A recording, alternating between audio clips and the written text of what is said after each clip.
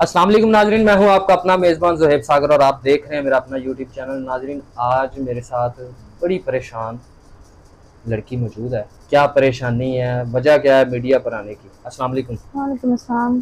कैसी हैं आप? शुक्र अल्लाह का, मैं ठीक हूँ। अच्छा, मुझे बताएं, आपने हमसे रब्ता किया है, आप आई हैं, तो क्या वजह है? इतनी माशाल्लाह अच्छी खूबसूरत आप लगती हैं, तो क्या वजह है मीडिया पर आने वजह घर की परेशानियाँ हैं क्योंकि मेरे हस्बैंड फोत हो गए ना। तो की? शादीशुदा हैं? जी, मैं शादीशुदा हूँ। तो कितना अरसा हो गया आपकी शादी को? मेरी शादी को साल हो गया।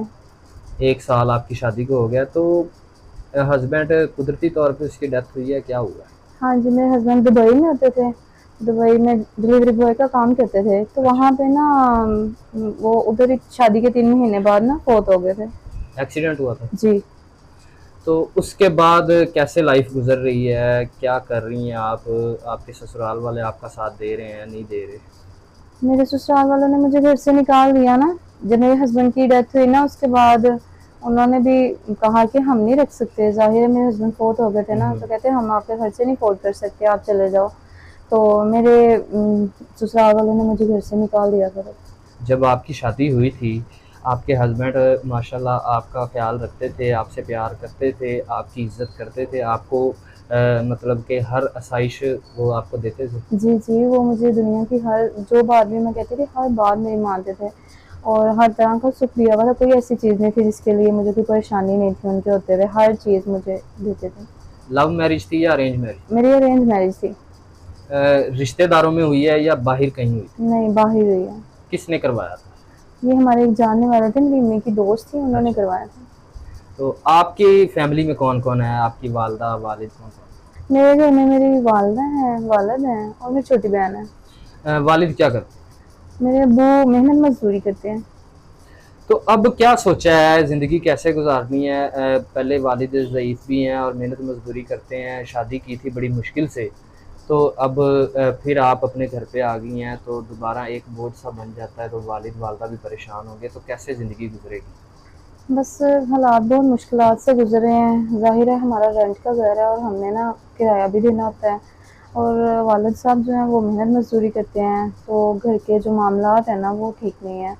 तो पहले उन्होंने मेरी शादी जो है वो, आपको पता है बेटी जब पैदा होती है माँ बाप तो तब से तैयारियां करना शुरू कर देते हैं। जी, जी। लेकिन जो है ना, अब मेरा उधर से मेरे जब मियाँ फोत हो गए, मैं फिर दोबारा उन पे बोझ बनी। तो बस अल्लाह ताला है मुश्किलात को आसान करने वाले।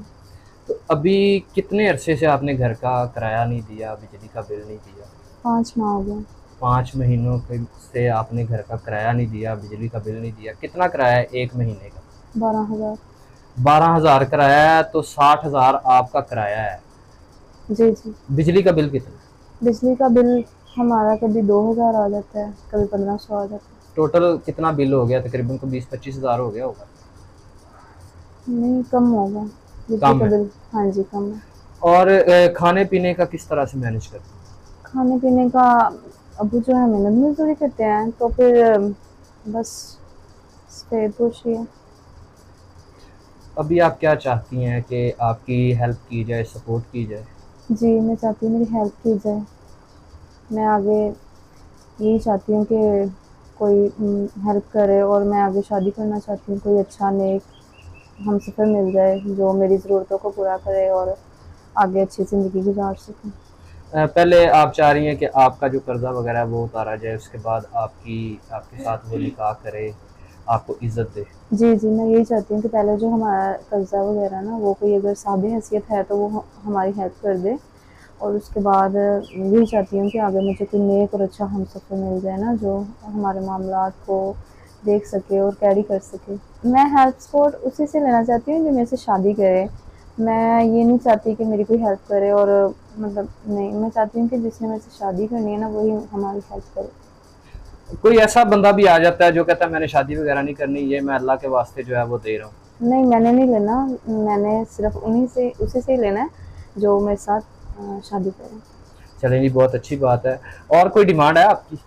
बस इज़्ज़त करने वाला हो, अच्छा साथ दे सके। ज़िंदगी आपको पता है कितनी मुश्किल है। साल बहुत सारे लोग हमारा चैनल विज़िट करते हैं और देखते हैं, हमें फॉलो किया हुआ है, ओवरसीज़ पाकिस्तानी होते हैं, दूसरी शादी करना चाहते हैं, तो अगर कोई आपसे दूसरी शादी करना चाहता है, आपको इज़्ज़त दे, आपको घर दे, आपके अखराजात पूरे करे, तो आप दूसरी शादी करने के लिए भी तैयार हो सकते हैं।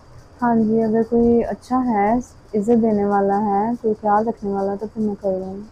तो ओवर एजड भी होते हैं, 50 साल, 60 साल, 45 साल, 40 साल के, तो कोई एज का इशू तो नहीं, एज का इतना इशू नहीं है। बस ख्याल करने वाला हो, संभालने वाला हो, इज़्ज़त देने वाला हो, बस यही है।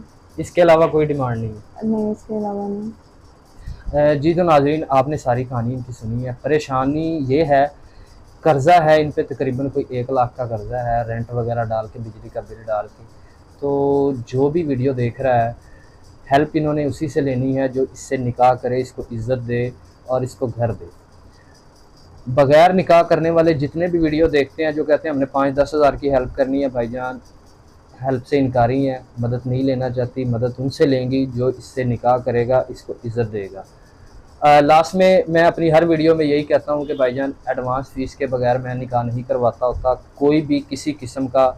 ना मैं लड़की से बात करवाता हूँ, ना मैं ये कहता हूँ कि भाईजान पैसे भेजो लड़की से बात करवाऊँगा, ऐसा कोई काम मैं नहीं करता।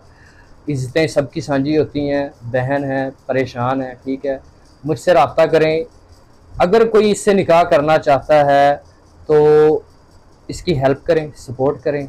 निकाह मैं करवाऊँगा, मेरी ज़िम्मेदारी है। इनकी तरफ से भी, आपकी तरफ से गारंटी मैंने देनी है। मुझे दीजिए इजाज़त, अल्लाह हाफ़िज़।